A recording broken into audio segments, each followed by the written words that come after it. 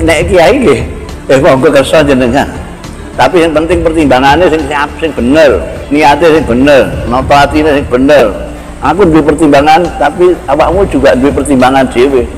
Nek anut aku jenenge kowe gak duwe pertimbangan. Imma iya.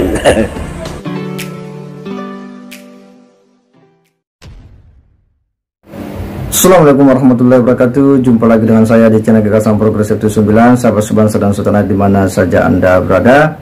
Kembali kita akan mengulas tentang nasab para habaib dan bagaimana para kiai dan ulama menyikapi, termasuk mereka yang nampak sekali ada perbedaan pandangan dalam menyikapi nasab habaib ini.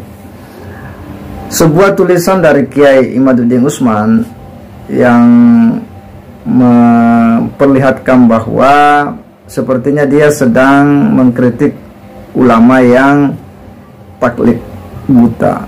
Kok ulama kok taklid buta? Ini nampaknya ditujukan kepada mereka yang mencoba untuk menerima mentah-mentah tentang nasab Ba'alawi tanpa mencoba mau menelusuri data-data dan sumber-sumber yang mengesahkan nasab Ba'alawi ini.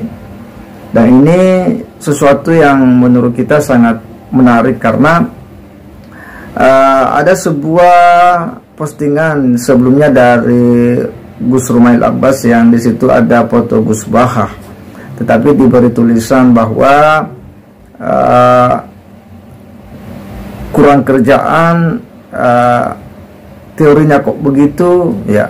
Dan ini yang nampak bahwa sepertinya itu sesuatu yang diarahkan kepada orang yang mempersoalkan nasab Ba'alawi, dan tentu siapa lagi kalau bukan dari Kiai Imaduddin Utsman.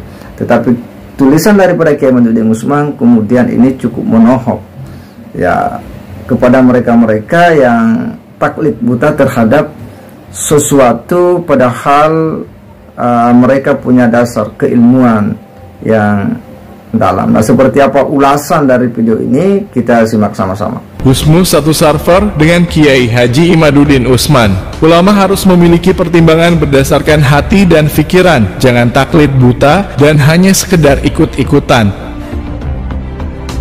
Nek kiai nggih monggo kersa jenengan.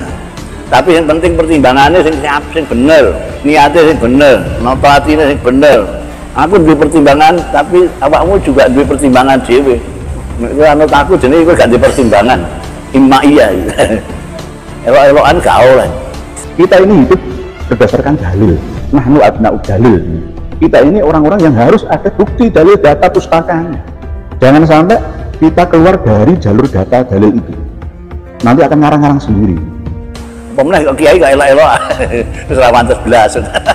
Wong gak ada pertimbangan, nalar, nurani dan dalil. Kiai ini lengkap. Jadi memang gini ku tanggung jawab cobane dadi kiai. Salah nek belum dadi kiai. Parani wong akeh ditakoki. Orang jawab, kiai kok gak jawab. Ditakoki satu. Nek dijawab mangke gini udah di masalah.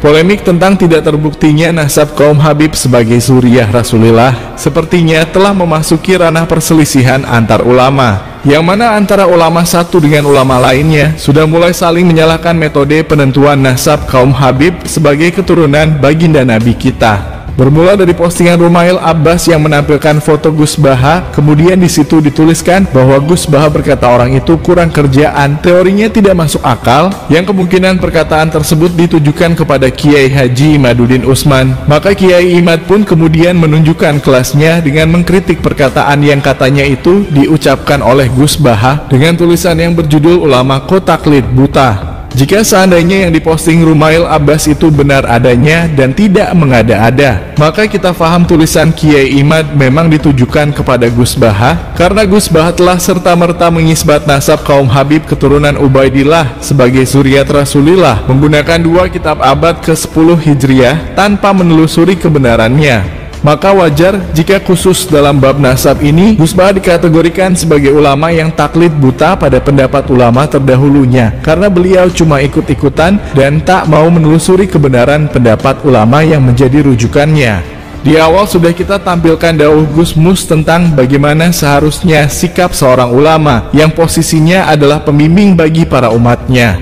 Meskipun dauh Gus Mus itu terkait bagaimana seharusnya sikap ulama ketika dihadapkan pada beberapa pilihan calon pemimpin di negara kita, namun rasanya dauh Gus Mus juga berlaku untuk para ulama menyikapi hal yang lainnya, termasuk masalah nasab kaum Habib yang saat ini tengah menyeret nama Gus Baha. Seorang ulama ketika menentukan sikap harus berdasarkan pertimbangan hati, nalar, dan dalil yang kuat, sehingga pantang bagi ulama hanya sekedar ikut-ikutan atau taklid buta dalam bahasa Kiai Haji Imaduddin Usman.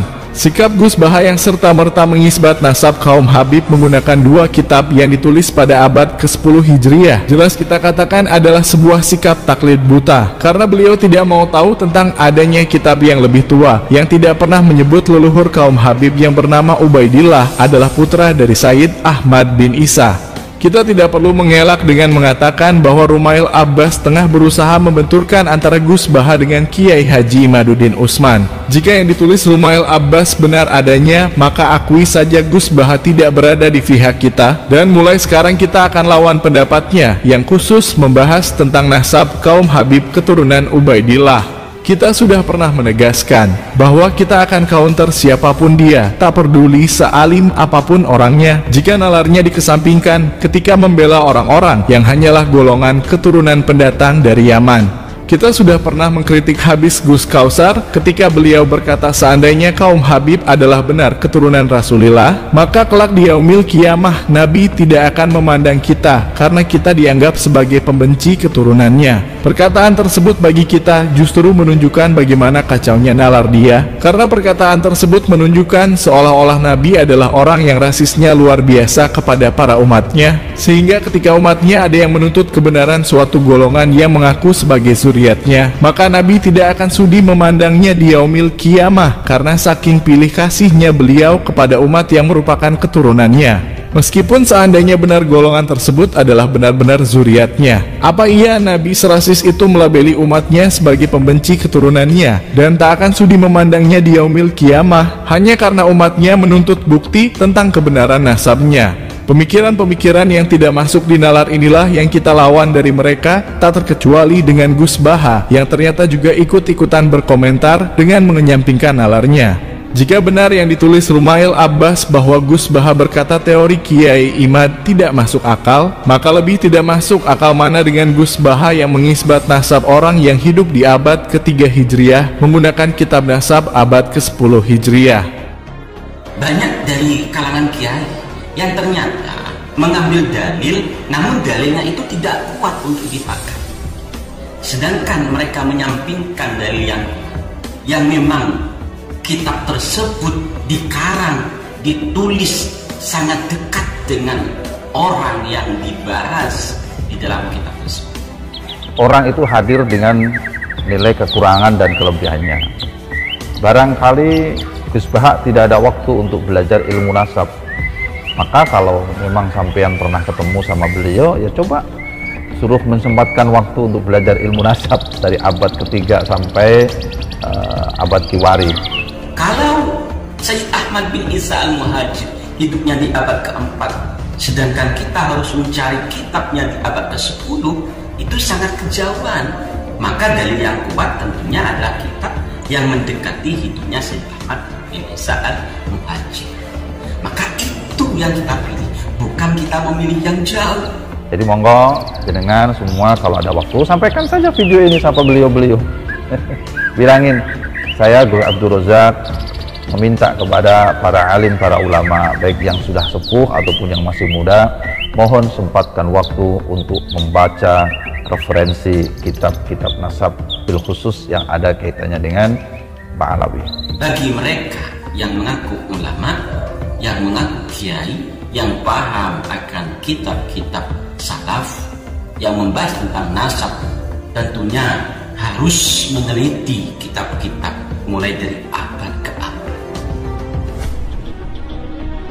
Memang sangat disayangkan ketika Gus Baha yang selama ini kita kenal sangat cerdas menyampaikan materi dakwah dibarengi dengan analogi-analogi yang sangat masuk di nalar manusia. Justru dalam hal nasab kaum Habib, beliau seolah mengesampingkan nalarnya yang selama ini menjadi ciri khas dalam setiap dakwahnya. Kita sebagai manusia yang masih waras otaknya, yang menghargai betul nalar yang telah dianugerahkan oleh Allah kepada kita, tentu saja kita tidak bisa menerima dalil yang lemah yang tidak bisa diterima oleh nalar kita sebagai seorang manusia.